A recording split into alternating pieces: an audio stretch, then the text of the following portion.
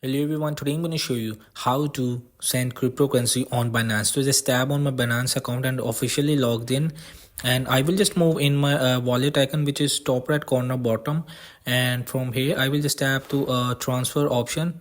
And when it's load, so here you will see the from funding to spot, so you can replace it and to spot to from funding. So if you want to, you can change it. So you will see, so on one tab you can replace it. So after next you will just select the coin in which cryptocurrency you will send it. So from here you can just search it for BTC. I like BTC, so just tab on BTC. So now I will just tab of sending amount, like example it's an example of 1000 or 100. So when confirm, then transfer. So hope this video help you. Please don't forget to like and subscribe and get notified for more videos.